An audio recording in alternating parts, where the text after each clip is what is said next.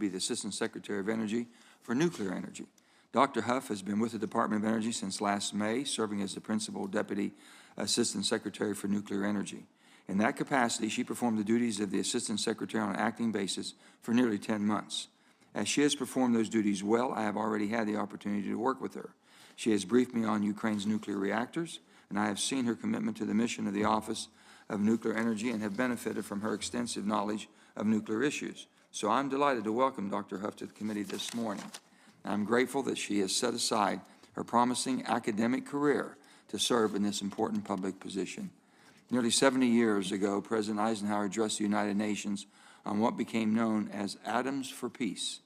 After reviewing the deadly threat that the nuclear arms race posed to not only the peace, but the very life of the world, President Eisenhower called upon the nations of the world to strip the atom of its military casing and adapt it to the arts of peace. He sought to apply nuclear power to provide abundant electrical energy to the world to serve, in his words, the needs rather than the fears of the world.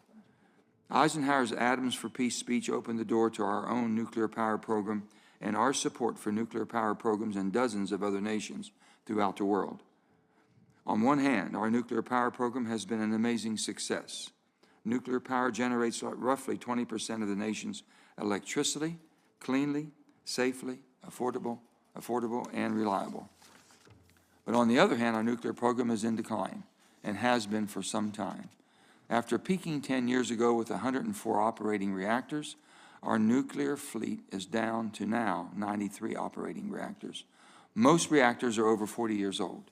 Only 2 nuclear power plants have been built and come online since the 3 Mile Island accident over 40 years ago, and only 2 more are still under construction. Nuclear power plants cost too much and take too long to build. The existing technology is too demanding and too unforgiving. We still haven't found a solution to the nuclear waste problem, but we cannot afford to give up on nuclear power. We cannot meet our climate goals and meet our energy needs without it. We cannot afford to eliminate our existing fleet of nuclear reactors, but they will not last forever and must be replaced by new, safer, and more affordable reactor designs. It will be Dr. Huff's job to help preserve the existing fleet of nuclear power plants and keep them operating as long as they safely can, but also to develop and deploy the next generation of advanced reactor technologies needed to power the nation well into the 21st century. And if that isn't enough, we will look to her to help find a solution to the nuclear waste problem, which has defied solutions for over 60 years. That's not too much to ask for, Dr. Huff. As I said at the outset, I have worked with Dr. Huff, and I believe that she is truly up to the task.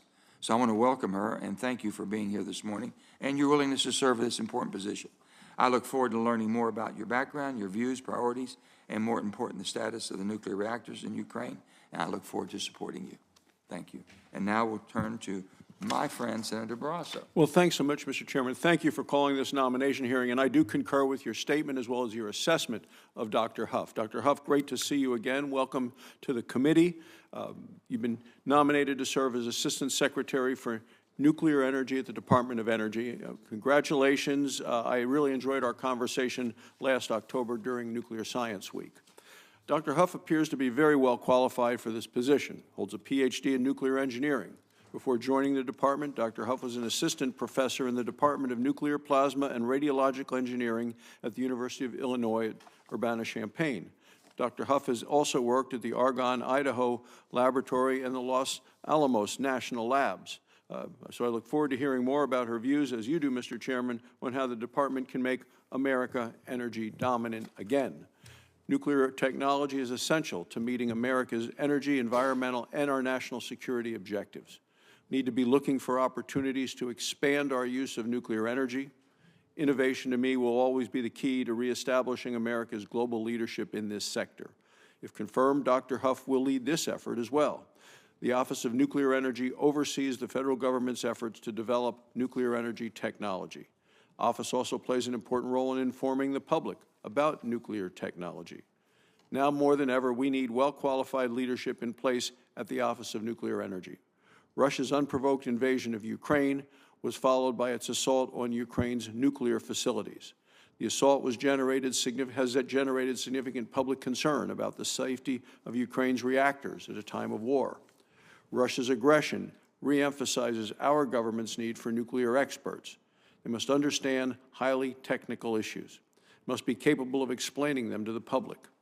This is an important job requirement for the Assistant Secretary of Nuclear Energy. So I hope Dr. Huff can give us insight today into conditions of Ukraine's nuclear reactors as we get into the questions and answers. Last week, President Biden followed the lead of Congress and finally banned the imports of Russian oil, Russian natural gas, and coal. But he did not ban the imports of Russian uranium to the United States. Russia is our third largest supplier of uranium, meeting 16% of U.S. demand. I believe we need to eliminate our dependence on Russian uranium, and I introduced legislation earlier this week to do just that.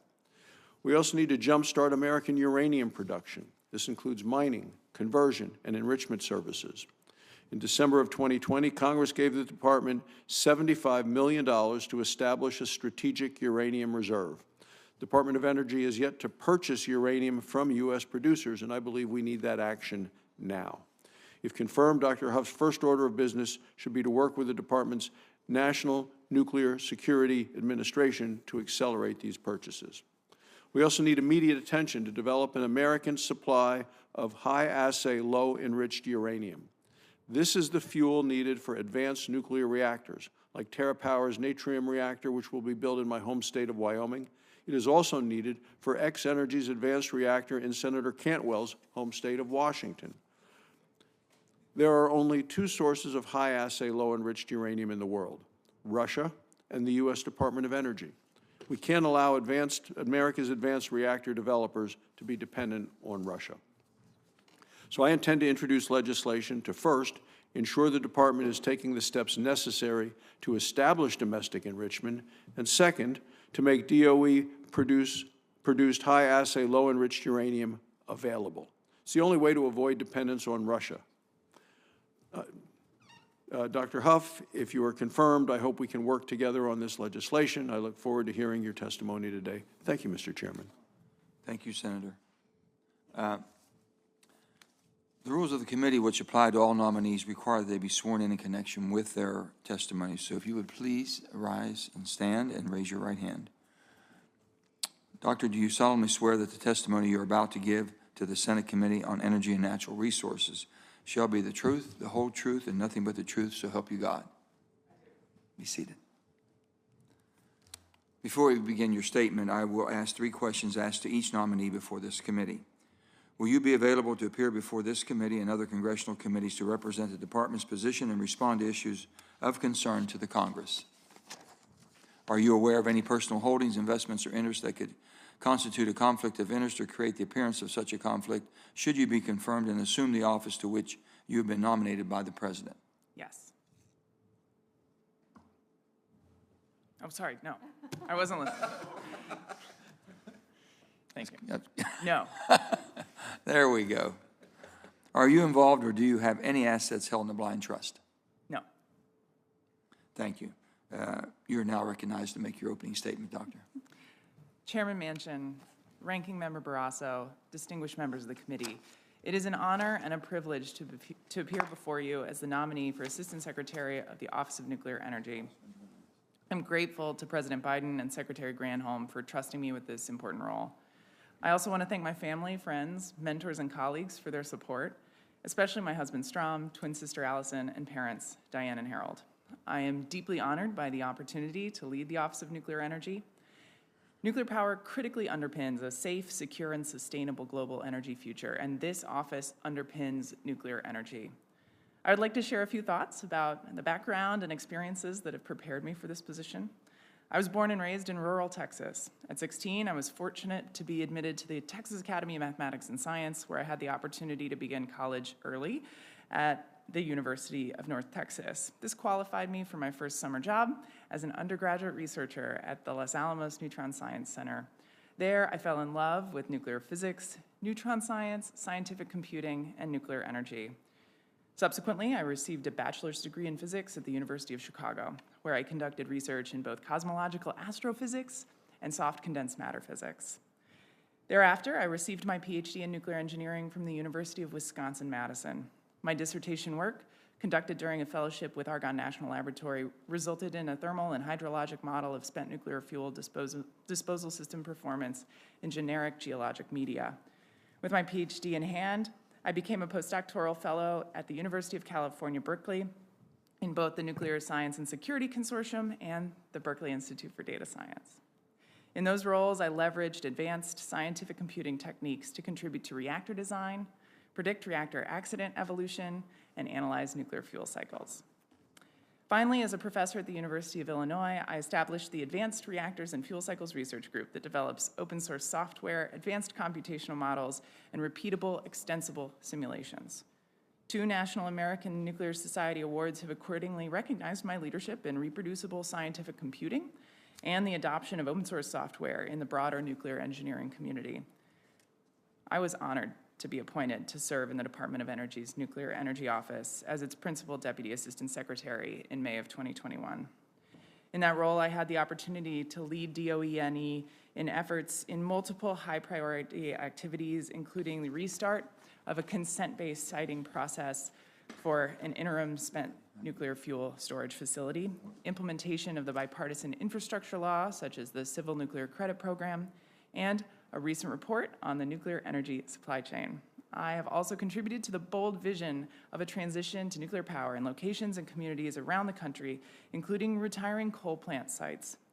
Finally, in the last few weeks of my role as a senior advisor in the Office of the Secretary, I have been tightly engaged in the interagency response to Russia's invasion of Ukraine. With the passage of the bipartisan infrastructure law and current events, it is a pivotal time for the Office of Nuclear Energy. If I have the privilege of being confirmed and leading the NE office, my priorities and decisions will be informed by science and with a clear understanding of the importance of nuclear energy in ensuring that our energy systems are reliable, secure, and sustainable. To meet our domestic energy needs and rebuild U.S. leadership globally, I will prioritize activities to preserve the existing fleet of nuclear power plants, deploy advanced reactor technologies, and sustainably manage spent nuclear fuel, as well as work with our international partners to support technological transfer and American innovation. As an applied energy research, development, and demonstration organization, DOE-NE enables innovation, supports unique research infrastructure, and solves cross-cutting challenges facing the nuclear energy sector. This is also true for applications beyond electricity, including hydrogen production, desalination, and other industrial applications in the United States and abroad. NE invests in R&D that the private sector or other non-governmental stakeholders are unable or unwilling to perform alone due to uncertainty, cost, scale, or time frames. The United States pioneered the development of nuclear power to produce electricity in the late 1940s. Since then, U.S. leadership in nuclear energy technology has given us the benefit of clean, reliable electricity for 7 decades. It would be my honor to help the United States bolster and reclaim its global leadership in nuclear energy. Thank you again for this opportunity to speak before you today. I look forward to your questions.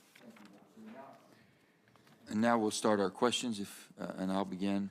My first question, Doctor, is the U.S. and other nations are highly dependent on Russian uranium conversion and enrichment capabilities. The Russian state-owned company, Rosatom, represents approximately 41% of global conversion capacity and 52% of global enrichment capacity.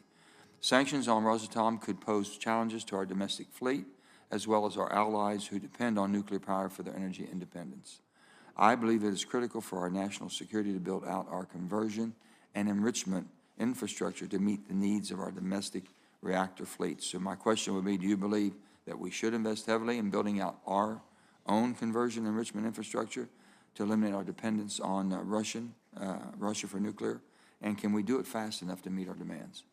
Thank you, Senator. I completely agree that it is really prescient, and the Russian invasion of Ukraine puts into stark contrast the importance of our energy security. I completely agree that we need to build out capacity for a Western alternative to the Russian component of the uranium market, including conversion and enrichment capacity. I do believe that a solution to not only the current fleet's needs for uranium, as well as high-assay, low-enriched uranium for our advanced reactor fleet, can be solved with sufficient support from appropriations and direction from DOE.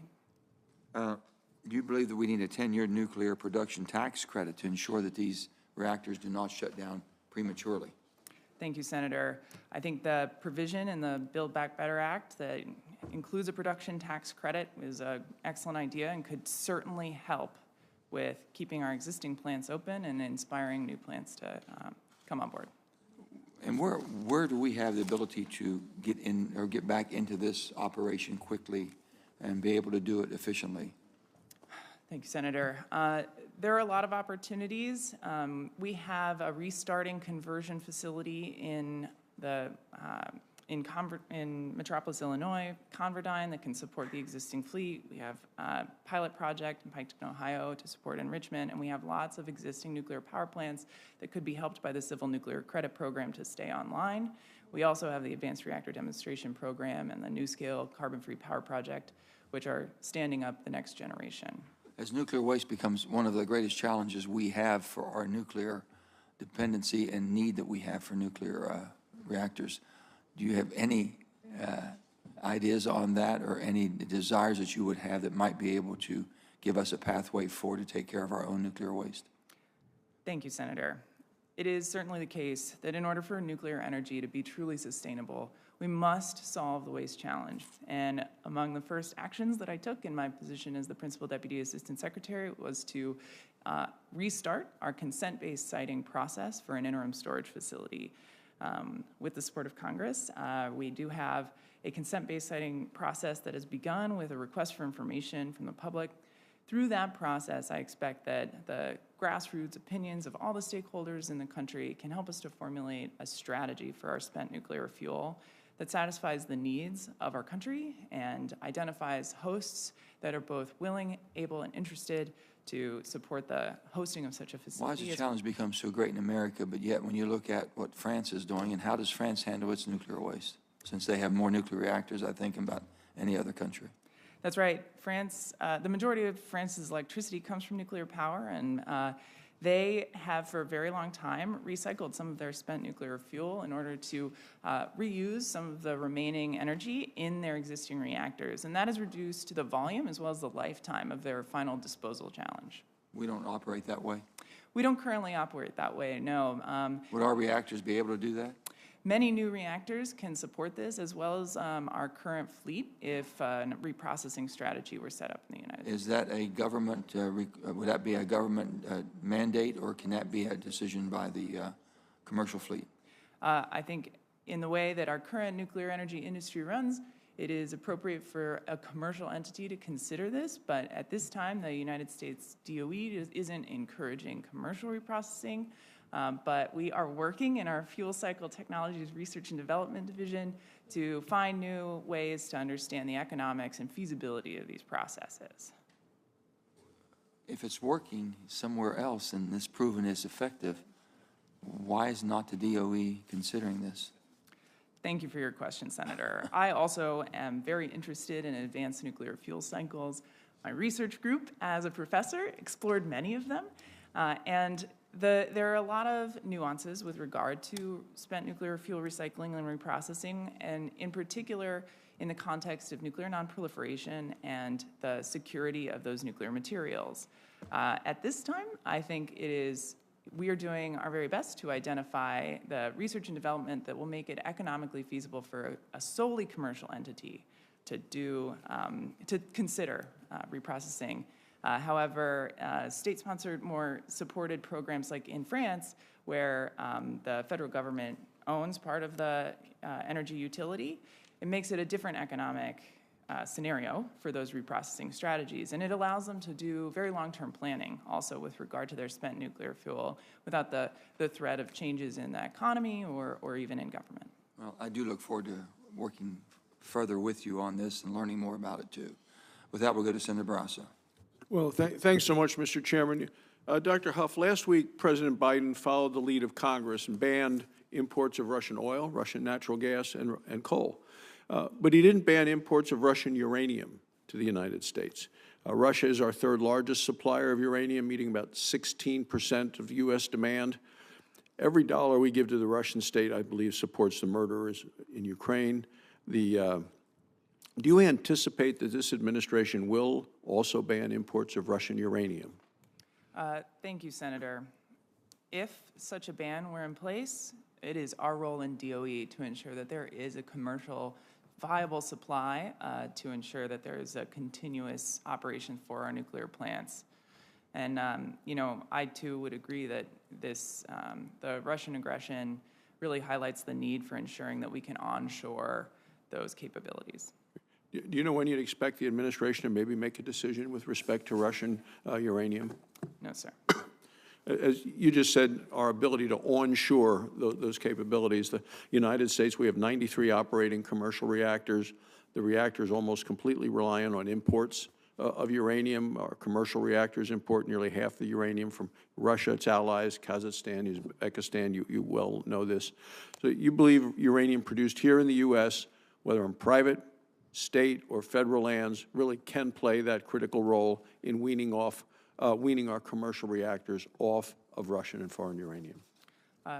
Thank you, Senator. I think it is critically important that we wean ourselves off of unstable, untrustworthy sources of our critical fuels, including uranium. Great. You know, in December of 2020, this Congress gave the Department of Energy $75 million to establish a strategic uranium reserve. The department is yet to purchase any uranium for the reserve. Do you know if the department plans to accelerate its purchases of uranium, and if not, why not? Thank you, Senator. Those $75 million were appropriated to the National Nuclear Security Administration, and I, if confirmed, will work with them to accelerate the process toward a request for proposals regarding that uranium reserve. With regard to this high-assay, low-enriched uranium that we know is so critical for that next stage of nuclear reactors, currently there are only two sources of high-assay, low-enriched uranium: Russia and the Department of Energy. Unless the department acts swiftly, our advanced reactors will be dependent on Russia. Senator Cantwell is here. We're dealing with one reactor in Washington State, the other in Wyoming. This is important to both of us. We just can't become dependent on Russia for that next stage of nuclear energy development. Do you know if the department is willing to produce high-assay, low-enriched uranium and make it available to our advanced reactors? And if so, what steps are you taking to ensure that both TerraPower and X-Energy in Washington State have the fuel that we need? Thank you, Senator. It will be a challenge. Establishing a commercial supply of HALEU in the U.S. is really critical for these two reactors, as well as the reactors that will follow on their heels. In order for those two demonstrations to be a true success, they will need to commercialize more broadly. And I'm so grateful for your two states for being really in the lead of this vision that we have for these reactors. You know, in FY 2023, the department proposes to make available small quantities of high-assay, low-enriched uranium through limited DOE inventories. And we are already supporting the private sector in establishing an enrichment capability in Piketon, Ohio through their demo. In order to ensure robust U.S. commercial supply chain capabilities, it's going to involve enrichment capabilities to expand, as well as investigating the opportunities for DOE material, including recovery and downblending, potentially, of materials stored at Y-12 and Savannah River, and completing construction of that enrichment demonstration in Piketon. So a few years ago, when Westinghouse entered into an agreement to fuel Ukraine's nuclear reactors, these are all Russian-built reactors now using American fuel.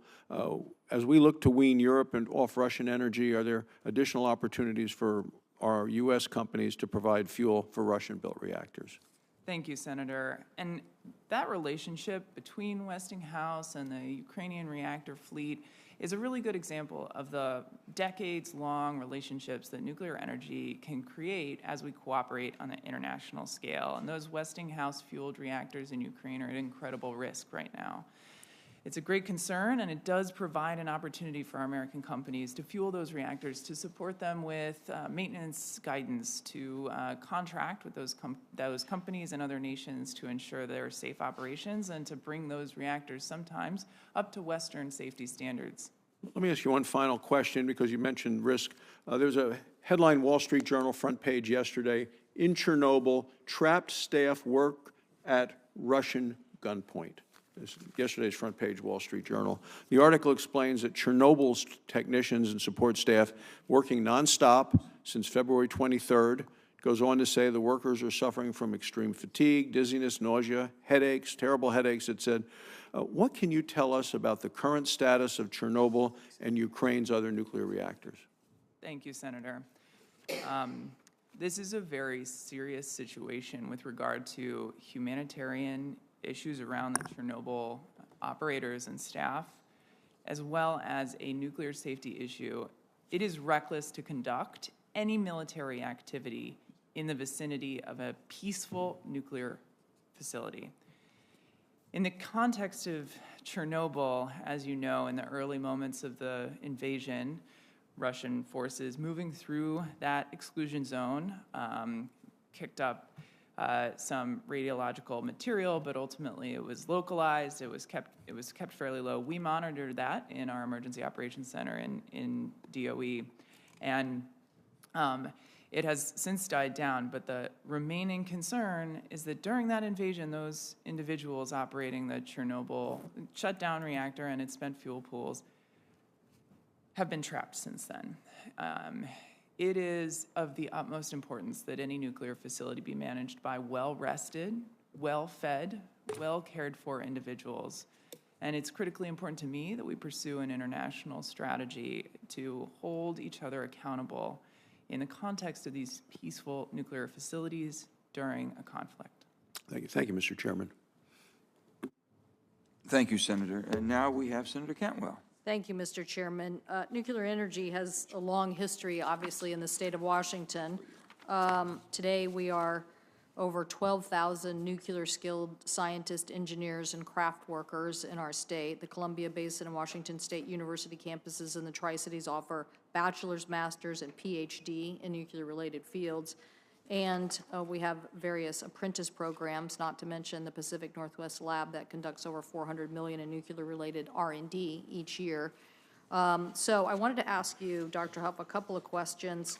Obviously, turning specifically to the Advanced Reactor Demonstration Program at DOE, we are excited to see, as my colleague Senator Barrasso mentioned, investments in various states to look at this. The department received $80 million each under the Advanced Reactor Demonstration Program, but to see these projects through completion, we need firm support from DOE and Congress to deliver on the funding request in a consistent way. So I want to make sure, how integral do you think this funding is? Can you commit to this committee that you believe that this program should get funded and supported? Thank you, Senator Cantwell, and in particular for the leadership of Washington in this endeavor to prove American innovation. I'm excited to say I actually will be visiting that facility next week in my role as Senior Advisor to the Secretary. I'm looking forward to seeing the site on which this reactor will be built.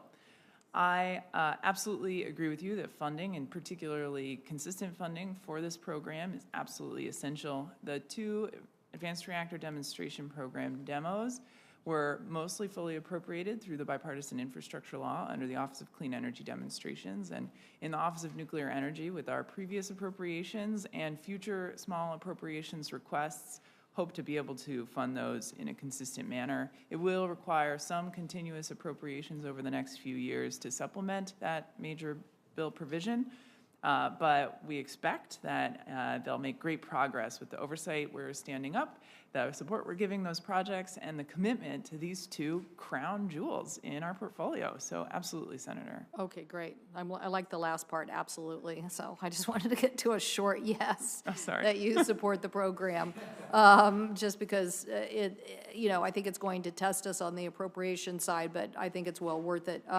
Senator Barrasso also mentioned this HALEU issue, and I agree with him. I don't want to be dependent on the Russians for this. And so what are we going to do to diversify and take high-assay enriched uranium and figure out what to do with the spent fuel side? What are your thoughts there? Yeah, so through our HALEU availability program, already supported by appropriations in the previous year, and in our future requests will be support for standing up HALEU availability program in alignment with the responses that we've now received from the request for information that we released early this year. Those responses are really informative about how to design a program to encourage commercial operation of high-assay, low-enriched uranium, and we look forward to being able to sort of stand up that program very soon. Additionally, I'll say, in the context of spent nuclear fuel around advanced reactors, we are restarting the consent-based siting process for interim storage for commercial fleet fuel, as well as, considering the future of our integrated waste management system. And for advanced reactors, of course, they're not under the standard contract. And so continued conversations with the advanced reactor developers in the United States will need to identify the appropriate, legal framework in which they fit into our bigger plan for the rest of the commercial spent nuclear fuel needed. Well, since you've brought that up twice, and since I spend a great deal of my political time trying to get resource funding for Hanford cleanup, which isn't really a state responsibility, it is a national responsibility. And as the footprint across Savannah River and other places has shrunk, I find sometimes less of a coalition that used to exist. It used to be that the Lamar and Savannah River and all these people would be like, yes, we need this budget. Now people it's more down to Hanford. But nonetheless, we need to clean it up, and so that makes that very challenging. I do think, since you've brought this up twice now, I know it's not really your portfolio, I personally believe you should separate defense from commercial waste. I think you're going to get to an answer faster for a big chunk of the process. I'm not saying don't ever deal with commercial. I'm just saying that we could make some very rapid decisions about the defense waste cleanup that I would think would help this process. Thank you, Mr. Chairman. Thank you very much, Senator Cantwell. Yeah. Senator Lee. Was Lee here again? Thank you, Mr. Chairman. Dr. Huff, in 2019, American uranium production fell to its lowest level since 1949. Now, unfortunately, that means that Russia and Russian allied countries provide around 46% of our uranium. Despite that alarming statistic, the Biden administration recently failed to include uranium on its list of critical minerals. This worries me. Is this, you think this level of reliance on nefarious sources could pose a serious strategic risk to the United States? Thank you, Senator. Yes. So what, and you think the U.S. would be better served strategically speaking by adding uranium to the list of critical minerals? Thank you, Senator. I do definitely agree that uranium is an incredibly important material, and the list of critical minerals has, as you noted, been changed to not include fuel minerals, and so therefore uranium is not included. In the Department of Energy, we have the authority to consider a lot of supply chain issues, and that includes critical materials, which is a distinct category from critical minerals, and the Secretary has some authority to consider materials, particularly fuel materials, that are important regardless of their categorization. And I would say that is where we are, and there is no question in my mind that we will continue to focus on uranium as an incredibly important fuel, much like we do with all of the other fuels. And yeah, Senator, thank you for this. Oh, thank you. Now, what additional steps do you think we ought to be taking in order to secure a domestic fuel cycle for uranium? Thank you for this concern. I think, there are a number of clear forward-moving steps. The first is that, as we look toward replacing the vacuum that Russia will leave in exiting the market for our uranium, both for the existing fleet and the potential future fleet, it'll be very important that we have a source of raw uranium that is mined and milled from a stable nation, either here domestically or elsewhere, perhaps our allies in Canada or elsewhere. Second, a conversion facility expansion. Right now, we have one conversion facility in the United States, and it's restarting. This is in Metropolis, Illinois, at the Converdyne facility. If one wanted to expand our conversion capacity, it will have to be more than that, and it currently is only restarting because of this uranium economics situation that you described earlier. It could potentially be incentivized, it and other entities could be incentivized to restart our conversion capability rapidly, as long as there's a signal from the federal government and from the industry. And then enrichment capability is the final piece. And we have a demo in Piketon, Ohio, but with that and the HALO availability program, it won't get us to the space that we need on its own. We need an aggressive, forward-moving appropriation targeted toward a plan for availability of both low-enriched uranium and high-assay low-enriched uranium in order to support our existing and our future fleets. Great. And by the way, on the fuel minerals point, there is a provision in the Energy Act of 2020 that allows for the inclusion in the list of these minerals, any additional item that might be suggested by any other agency. And so there is a way to deal with this under that, and I do think it should have been included. Now, I just met with the Utah Associated Municipal Power Systems Group, UAMPS as we call them back home, whose small modular reactor project is making tremendous progress. I'm hopeful that with the efforts like those at the Nuclear Regulatory Commission to create a generic EIS, we'll be able to quickly and safely deploy much more reliable nuclear energy. What other regulatory updates do you think might help clear the path for clean, reliable nuclear energy? Thank you, Senator. The Nuclear Regulatory Commission is the gold standard in the world for nuclear safety and security. And I'm confident that over the last many years, they have been improving their processes with a focus on our next generation nuclear reactors. And I think the NuScale project is an excellent example. They currently hold in their hands a design certification that they've been able to take to other nations. Well, I know my first trips was to Romania, and in Romania, they're very interested in purchasing a NuScale reactor. They might even be the first, and I think the NRC has demonstrated the beginning of what is certain to be good applications towards advanced reactor certifications. Thank you very much. Thank you, sir. Thank you, Senator. Senator Cortez Masto. Thank you, Mr. Chairman. Dr. Huff, welcome. Thank you for talking with me yesterday. And let me ask you this, and when we talked about this, if there's anything that the failed Yucca Mountain project has taught us, it is that consent-based approach is a necessary path forward to solve our nation's dilemma of finding a final repository for nuclear waste. And consent must be at the center of any conversation related to the storage of high-level waste. So, first question to you is, are you committed to effectively incorporating input from states as you and the department move forward with consent-based siting? Thank you, Senator. I've really appreciated our conversation and previous conversations with your staff around this topic. I appreciate your support for the consent-based siting approach. And yes, ma'am, I absolutely do believe that we will be incorporating lots of state engagement. We've already received lots of responses from our request for information, and it's going to be hopefully very productive creating the program. And thank you. And I was just going to ask you to elaborate on the approach. Talk a little bit about the RFI and what you are doing right now, or the DOE is. Thank you, ma'am. I am happy to do so. We put together an approach that is phased, deliberate, and starts with a request for information, which has already been published, opened. We shared in multiple webinars with the public and lots of stakeholders. It is now closed, and the staff in the Office of Nuclear Energy are actively assessing all of the responses that we received, integrating them and summarizing them.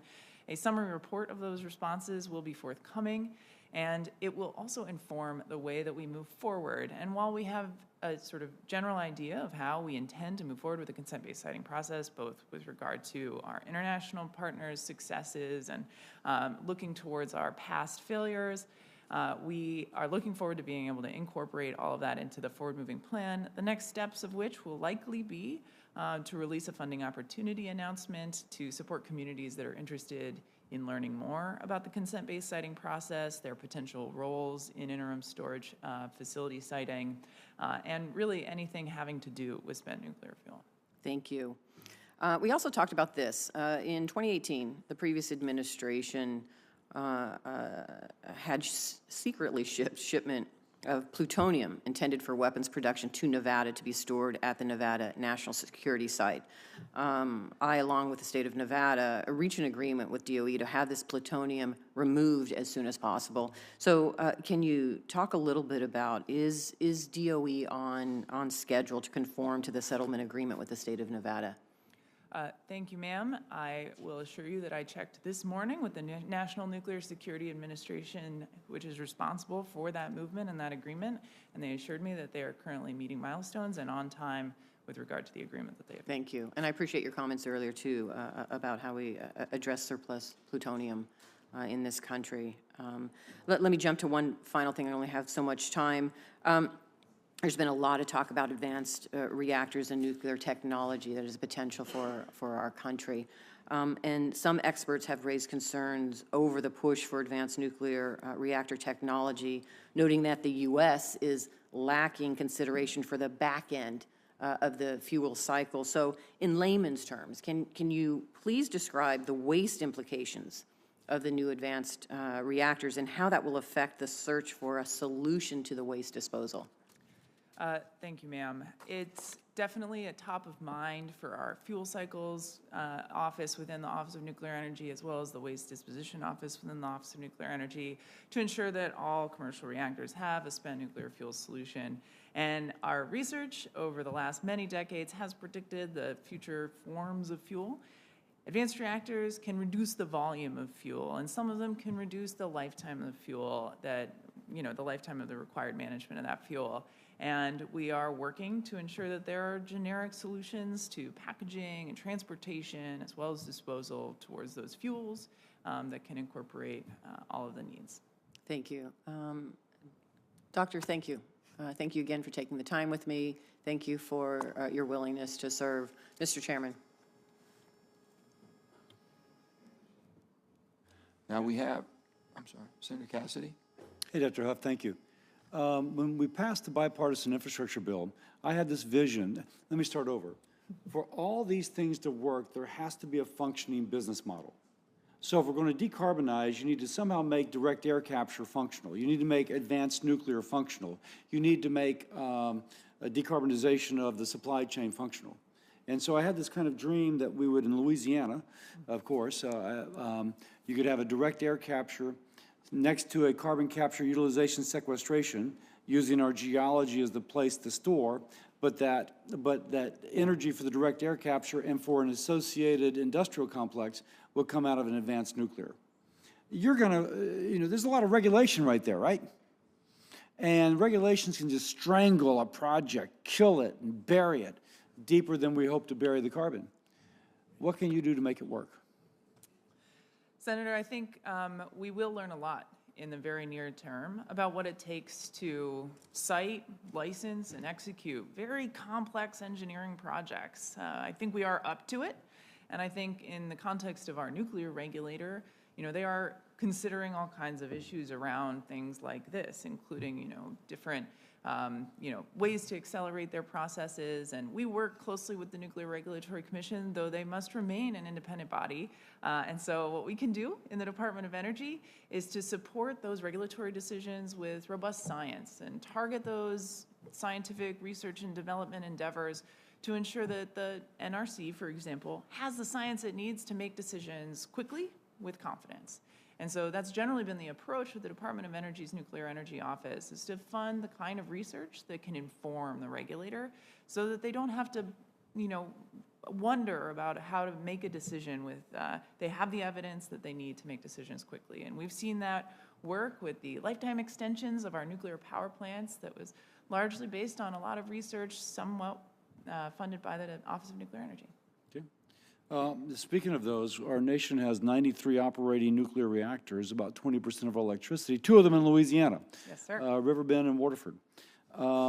So the Civil Nuclear Credit Program, passed as part of the bipartisan infrastructure bill, attempts to extend the life of these existing facilities, giving significant flexibility to DOE to establish and operate. How do you see DOE using this program? Thank you, Senator. This has been a very large lift because of the aggressive and, importantly so, timelines of the Civil Nuclear Credit Program. The Civil Nuclear Credit Program with $6 billion over the course of the next 5, even 15 years if you consider the implications of the timelines of the auctions. We are in a place that we have released a request for information for the Civil Nuclear Credit Program with a sketch of what we believe that program should look like, the guidelines for becoming a certified plant. So not all plants will be eligible for participating in the bidding process. And that request for information was a sketch of what we believe to be the likely forward movement. We've received a lot of responses. We are continuing to receive responses, and that will be informing our program moving forward, which has, again, as I said, some very tight headlines in the very near term. After certification, reactors follow with a bidding process. All of this was laid out in the law. And our group in the Office of Nuclear Energy working towards this is actively pursuing really rapid turnarounds with a secondary sort of balanced approach to ensure that it's paired with sufficient oversight to ensure that this money is spent with the taxpayer in mind because it's a lot of money, and it is important to keep these plants open, first of all, but it is also important to responsibly manage the money of the taxpayer. Going back to the synergism I was hoping to establish earlier to help both, the business model, if you will. Sure. The Nuclear Energy Office is currently developing hydrogen production facilities. Yeah. So how do you see this interacting, the hydrogen production with our nuclear? I am personally incredibly interested in hydrogen production. As a researcher, I was involved in many nuclear-related hydrogen production research endeavors, and I have to say, I'm excited by the work that we're doing in the Office of Nuclear Energy along with EERE, the Energy Efficiency and Renewable Energy Office, to ensure that the Office of Clean Energy Demonstrations has a plan for the broad range of hydrogen programs that it'll be responsible for, and nuclear energy will be playing a central communicative role in the planning of this program, the publicity around ensuring that the right folks apply to take advantage of this program. I really think that nuclear has a special role to play in hydrogen because it is a clean way to produce heat. Not all renewables produce heat. There are very few, in fact, clean energy technologies that directly produce heat, and heat can make hydrogen production really efficient. So Heat independently of electrons? Yeah, so the most efficient ways to produce hydrogen is when you combine electricity and heat, like in high-temperature electrolysis. High-temperature electrolysis being more efficient in an energy return on investment unit than low-temperature electrolysis. So the more heat you can put into the reaction, the more hydrogen you can get out per electron. That sounds great. I yield back. Thank you. Thank you, Senator. Now we have Senator Marshall. Thank you, Chairman. Dr. Huff, again, congratulations on your nomination. We look forward to working with you. I think the chairman and the ranking member have both pointed out the challenges when we depend upon a rogue foreign nation for critical fuels in both the mining and the enrichment process. This may be too broad of a question for today, but I'm asking, would you be able to prepare us a list of the rules, the regulations, the laws that have got us to this point? Why are we here? We can talk about tax credits, but I'm still afraid that the same barriers why American companies have left are still out there, and that there's been an all-out attack on nuclear energy. And do you have any quick response to that, or is it too broad? Thank you, Senator. I think it's an incredibly interesting question. And my quick response will be to add that, in a lot of cases, our competition globally is with state-sponsored programs of nuclear energy, even state-sponsored programs of other energy systems, as I'm sure you're aware. And, I think it would be a really interesting exercise, and I look forward to working with you on that. Yeah, I think that there's rules, there's policies that have got us here that are still in place. Next, let's go back to the HALEU fuels. Again, several people have talked about this. I just want to specifically ask about what the plan is. We have a $4 billion investment in those advanced reactor demonstration projects. I think we're totally counting on Russian fuel. Do we have any availability in this nation to get those HALEU fuels? Thank you, Senator. This concern is at top of mind for the Department of Energy's Office of Nuclear Energy. And while we do have some appropriations for our HALO availability program, there are limits to the speed with which enrichment capability in the United States can be stood up, particularly in the context of the potential need for expanding enrichment in order to support Russian exit from the nuclear fuel market.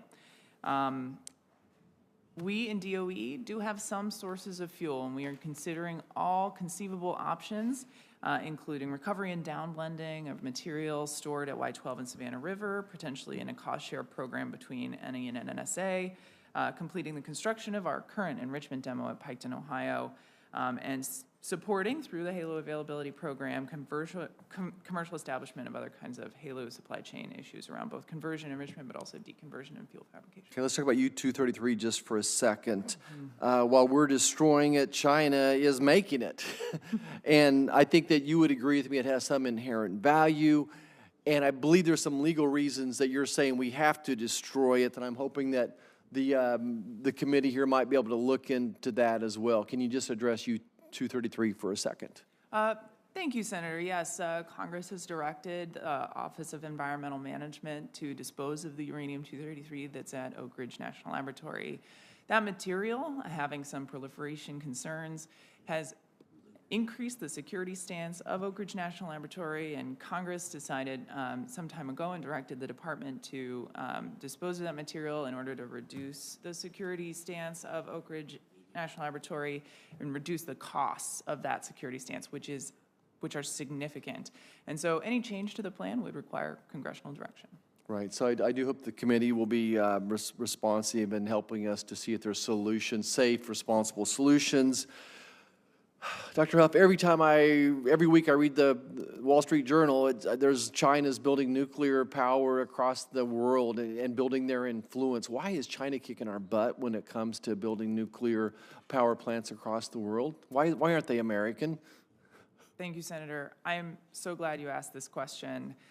It is very important to note how our competitors approach commercialization of their technologies abroad. And, you know, it's not the same as the way we approach it. They typically come with a more comprehensive package for equity and financing, as well as potentially fuel supply and take back. And it makes it a very attractive package despite the downsides. And I will say, you know, the opportunity that this presents us today is the following.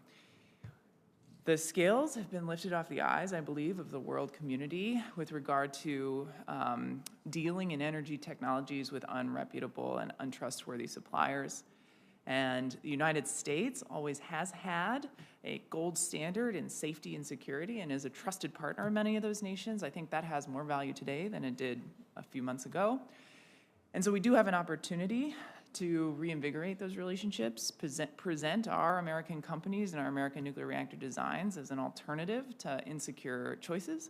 But it will require some financing approach that is competitive in the world market. And, you know, I would assure you that there is a strong interagency conversation about what it may take to provide, for example, Exim or the Development Finance Corporation with the kind of equity approach that might be necessary to provide packages of this nature.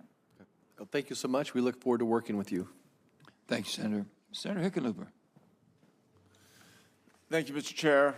Dr. Huff, what a pleasure to have you with us, and I can't tell you how impressed I am with all that you've done, and that I have several friends as women who came up through the ranks of science into space engineering or nuclear engineering, and I know that sometimes there were obstacles, and I appreciate how hard you must have worked to get to where you are.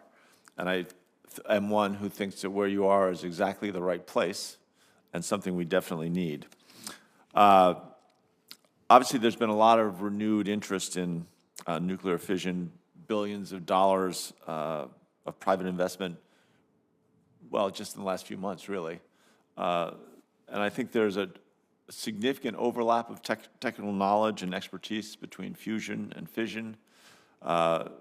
Fusion's housed in the Office of Science's Fusion Energy Sciences program and is outside the Office of Nuclear Energy. How would you go about fostering collaboration between the research, just to share best practices, make sure the new findings help each other. I mean, and is there anything that we in the Senate could do to help foster that? Senator, thank you for your kind comments. I appreciate that. And I think you've really hit on something so prescient that even right now, there is a fusion summit happening at the White House this very moment with many members of the Office of Nuclear Energy in attendance in order to help foster that collaboration. It's very important that the lessons that the nuclear energy industry and commercialization of nuclear fission technology has learned over the last many decades be leveraged so that it doesn't all have to be relearned in the context of fusion. And that includes things like the regulatory environment and, how to really support the regulator in decision-making, as well as, materials science and materials qualification issues, even just the business plan of operating in a space where you are both regulated and concerned about export control, but also simultaneously interested in real clean energy distribution.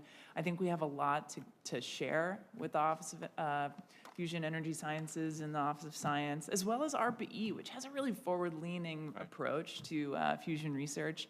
And I think it's really, really exciting to see, I think 19 fusion startups right now. Anyway, I'm excited about it, as you are too. Yeah, it's again, I keep thinking that we are now just beginning what 100 years from now we'll look back on and say, this was the great transition. This was that transition where we actually did take measured steps, but accelerate towards a clean energy future.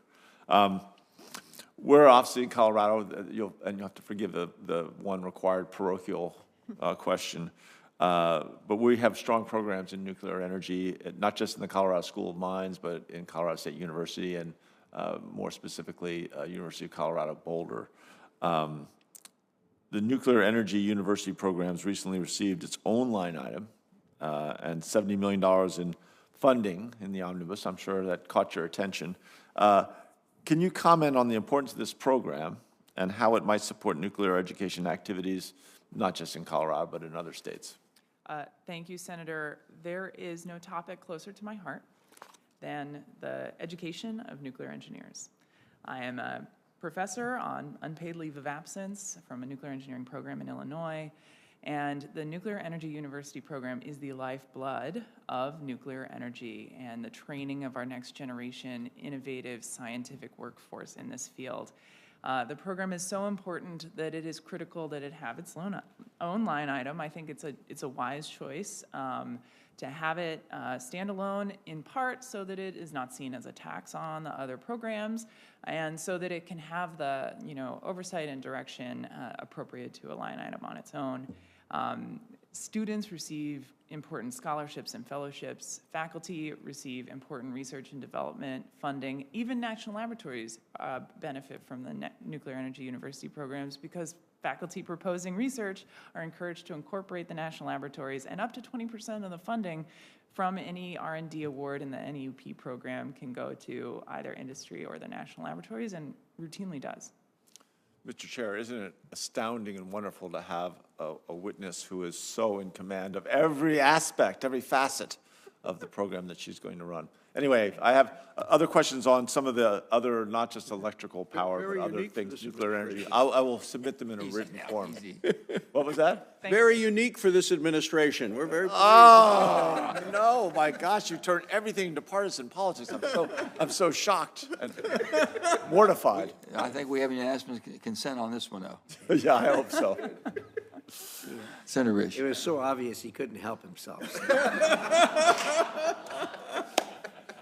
Well, Dr. Huff, I'm not going to apologize like Senator Hickenlooper did about the parochialness of my questions. As you know, Idaho's the home of the Idaho National Laboratory, the birthplace of nuclear energy in the world, and the flagship lab for nuclear energy, not only for America, but for the world. And I want to thank you for taking the time to talk with me about it. And again, I was impressed with your knowledge of the operation and as Senator Hickenlooper pointed out, your background on all of this.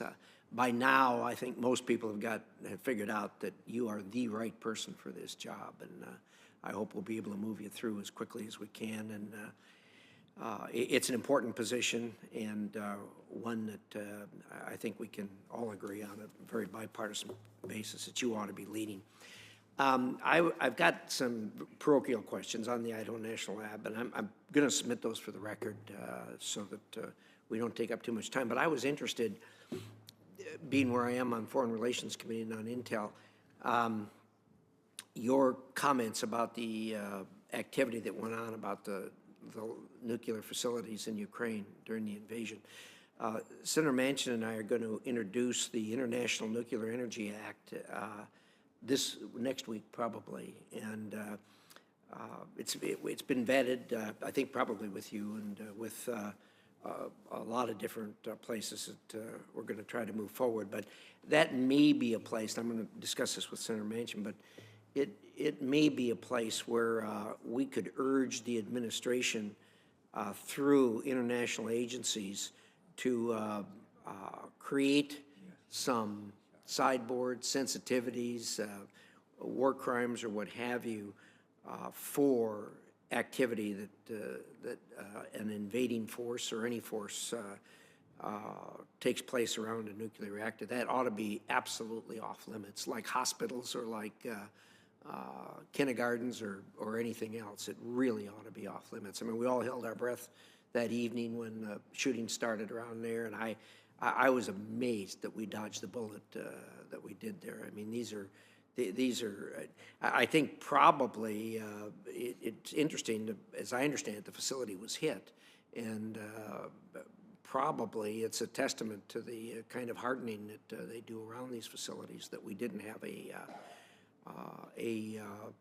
real catastrophe there. So in any event, I'd appreciate any other thoughts you might have in that regard. But I think it's appropriate that the international community come together to recognize this. Your thoughts? Senators, I'm thankful for your leadership in this moment. I think it's precisely these kinds of actions that can demonstrate the American capability to be a leader on the world stage in this place, and I wish you great luck in your endeavor here. With regard to the nuclear plants, you're right. Western-style containment buildings, as we saw at Zaporizhia, are hardened against incredible odds. The impact of a jet, including the following jet fuel fire, are demonstrated at Sandia National Laboratory and through incredible modeling. And we are lucky to say that those are very robust toward accident. They're not designed to withstand repeated, intentional, sophisticated military assault, nor is a kindergarten or a hospital. And it is incredibly important that we establish that they're off limits. Risky, reckless behavior in a conflict zone near any peaceful nuclear facility should not be allowed and is entirely unacceptable on the world stage. Well, I couldn't agree more. It's just it was absolutely astounding when that started to happen. I couldn't imagine the lack of control that the Russian administration had on that. You'd think they'd have those things on a map and mapped out, just like hospitals and schools and everything else to stay away from it. So Senator Manchin and I will talk about this a little bit and see if we can't get something into the bill to explore it on the international stage. Obviously, the need is there at this point. Well, look, we have a lot of idiosyncrasies on the agreements that the state of Idaho has with the DOE. Obviously, there's when you have those kind of agreements, there's always a bit of friction. But we've been very successful in working through those at the lab, and look forward to doing that again. And I'm going to have some questions for the record in that regard. But in any event, thanks again for stepping up to do this. Most people with your kind of capabilities aren't particularly fond of working in government, so we're glad that you are stepping forward to do that. And with that, thank you very much, Mr. Chairman. Thank you, Senator. Senator Murkowski. Thank you, Mr. Chairman. Just going through my list of questions here to make sure that I'm not doubling up on what other members have asked, but I appreciate the opportunity to have this this meet and greet here today and the time that you've spent with my staff on this. Obviously touching on issues of great importance always, but now in view of of Russia's invasion, the situation in Ukraine, and what that means for a source of uranium supply, it assumes even higher higher proportions of priority. So there's been a great deal asked already about access to the HALO fuels and the fact that the only commercial supplies of HALO now are coming from Russia. Clearly a threat to energy security, economic security, I believe national security. So I think I heard you say that that when it comes to appropriations, we need an aggressive, forward-moving appropriation in this area. So last year, the HALO program's budget was $33 million. Some believe that's insufficient, and a mark closer to $200 million is needed. What do you classify as aggressive, forward-moving? If you can speak to that, please. Yes, ma'am. You know, I think a lot of our planning has, in the past, before the Russian aggression towards Ukraine, recognized that there is an opportunity for the first couple of plants to be fueled potentially by that commercial source. And now that is entirely off the table. It changes the equation. As we think about our HALO availability program, our requests will increase over time, but I think it will compete almost immediately with the broader existing reactor and need for uranium. And so they both rely on enrichment and conversion capacity. And because of this increase in the potential need for us to have additional domestic enriched uranium to support not only the future fleet, but also the existing fleet, you know, we're working together with the interagency on a plan that can quantify some of this.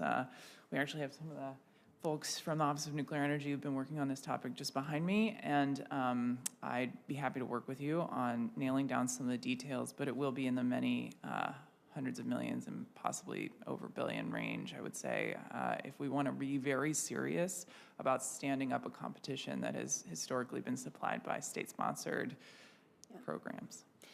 Well, appreciate that and understand it's hard to give a number to it, but I think a recognition that we need to be doing more, and to use your words, be aggressive on this is important. I had an opportunity just this morning to speak to the NEI board that is in town, and part of my comments were thanking them for participating in legislative hearings in the state of Alaska on what is going on with providing for support for our smaller reactors, our micro reactors. As you probably are aware, Eielson Air Force Base is planning to host DOD's first mobile micro reactor. We're very excited about that.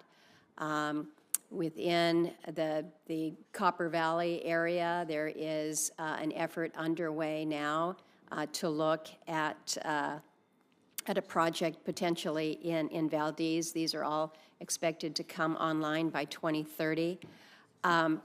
One piece of disappointing news in this area, though, was we've heard numerous complaints from or about the NRC permitting process, most recently from Oklo with the rejection of their application. I know that had been one that had been looking to the Eielson project.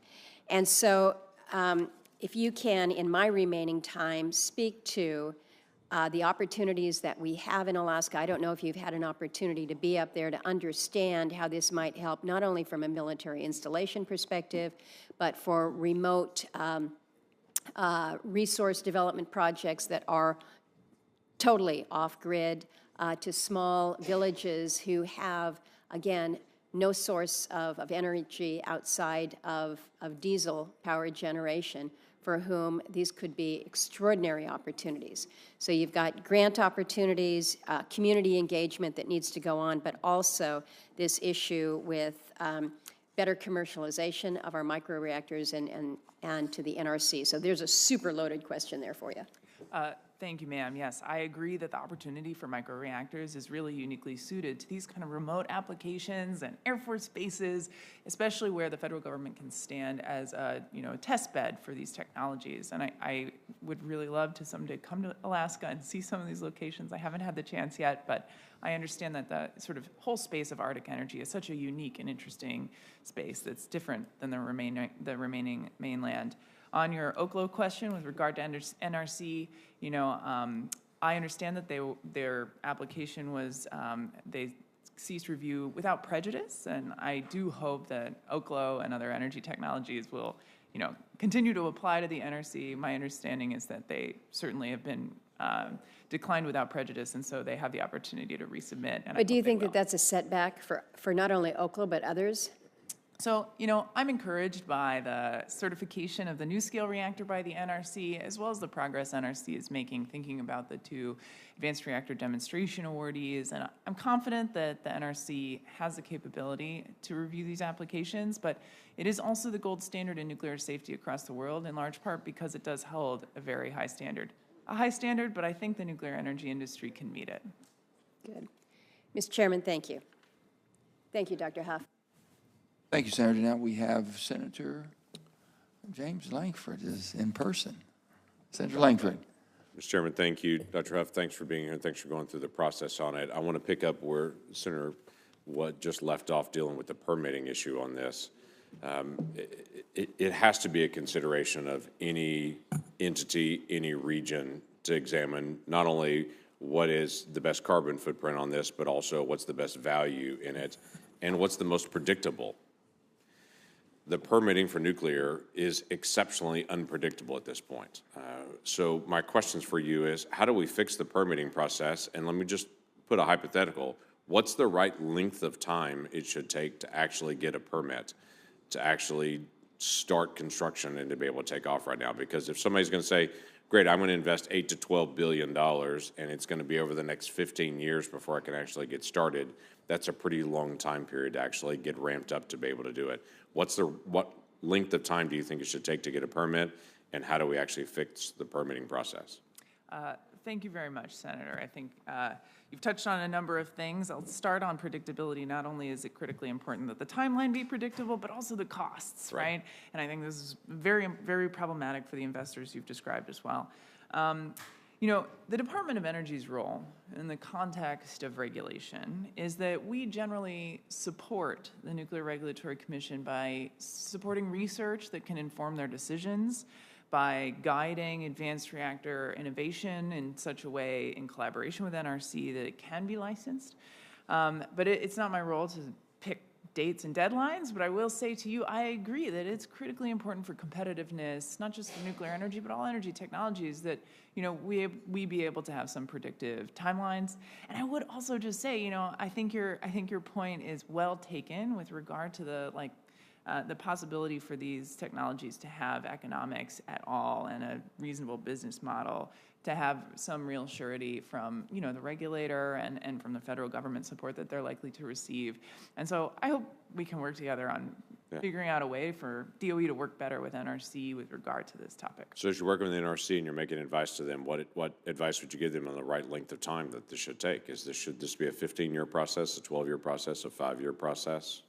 I think that certifying a reactor design can be done in a couple of years. It wouldn't need to be 5 or 10 or 12. And siting itself has to satisfy NEPA, but the fastest conceivable way to satisfy those laws should be the mission of the nuclear regulator. And I do believe that they understand that mission. Yeah. What's the length of time now that it's for current projects that are underway to get permitted, sited, and then to start construction? I will have to do some research to get you an actual number, but it's not as quick as I hope. It's more than 2 years. Someday it will be. Yeah, Yes. yeah, it needs to work through that process. I have asked several folks just to ballpark guess on this. There's been a lot of conversation about using nuclear power, which, by the way, I'm not opposed to. I'm supportive of nuclear power on this. It's a good source. It's one to add to a multitude of sources that we've got to have, especially effective in certain regions.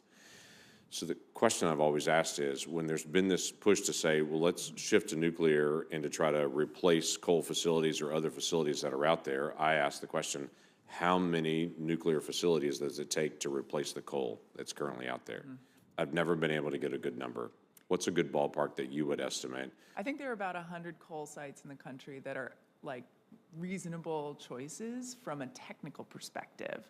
They're not located near fault lines. They're in states that don't currently have a moratorium. They're not associated with, emergency issues that are unique to reactors, but not coal plants. We actually, in the Office of Nuclear Energy, have an endeavor to, help identify the regions where there may be coal communities that have some retirements coming up, so that, as we look towards place-based initiatives, we can communicate with those communities about their potential options. So is it a one-to-one where you've got a nuclear reactor that is replacing one coal plant, or is it multiple modular that replaces one coal? So the average coal plant is in the hundreds of megawatts, and that's pretty aligned with the size of a small modular reactor deployment. This sort of gigawatt scale coal plants are pretty rare, and anything below 100 megawatts is also fairly rare, and so they're fairly close in range to the sizes that we see for small modular reactors, and so it could be one-to-one. Some of our small modular reactor designs come in, 4 packs or 6 packs or 12 packs, and that's of course the new scale design. And so, you could possibly do a little bit of modularity there to reach exactly the same power level. But I would say between the sort of 100 and 1,000 megawatt scale, that's precisely the right place for Small modular, each one of them costs about what, though, on construction? So they're generally in the first of a kind phase, but I think, at this point, they're in the, $1 billion per, there are two, I would say they're about, in terms of, here's the thing, they're different sizes, and so they're different costs. Right. But we have, they're about $2 billion for the each for the two demonstrations we're deploying, plus NuScale, which is like a slightly higher capacity because of multi-pack. It's close to the $4 billion range for that first of a kind, but they would like to see those decrease as they demonstrate and get to the nth of a kind scale, as well as factory building them. And so, I think I hope to see that the nth of a kind scale small modular reactors are economic. But that may be a decade or more away to be able to try to work through the economics on it. It could be that long. My hope is that those first of a kind reactors will be built by the end of the decade, and the second, third, and fourth of a kind will follow quickly after that. They're already building order books for some of these reactors so that they have a plan. So they're not in series, but in parallel. Okay. All right. Thank Thank you, Senator Lankford. Thank you, Dr. Huff. We're so grateful for your appearance today before the committee. Thanks for answering our questions. Members may submit some additional questions in writing. I have a couple. They're going to have till 6 p.m. tomorrow evening to submit those questions. And with that, the committee stands adjourned.